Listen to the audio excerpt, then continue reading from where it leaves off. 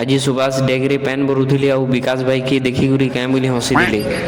तो राधे राधे सबको welcome to my mini blog. तो मुई पले आई आमर गाँ लिमडी सडन मते आसबार के पड़ला क्या जे कहले आमर गाँ थे नाम यज्ञ तापर आम पले आसू जिन ठाने आम तुन शाग मैंने रखी देसु इनके आसिक देखी आमर हेमसागर दादा किनटा नमु किनटा नहीं बोली भावुनी मैंने आउ देखी पार्थ के पताल मान को गोदे दीजन किसी टाइम गला पर आमर तुन शाग काटबारटा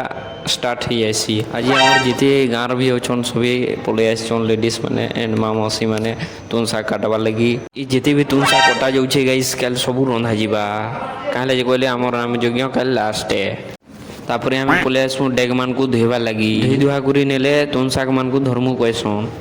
इदी जे अंधारे किसी नहीं दिखवा लेकिन आमर हेमसागर दादा फिर भी धुछन आ सुभाष जिन बतरे देखी दिउसन जे नी कहनो आमर डेग मान को आनी उना करी सकी दिल न इदी जे सुभाष पैन भरिसन विकास जी आलू के काटी के देवार कथा हेमती जे आलू के दी दिले सुभाष विकास भाई के देखी गुरी हंसी दिले आज लगी एतकी फिर गुटी मिलमान नो मिनी ब्लॉग।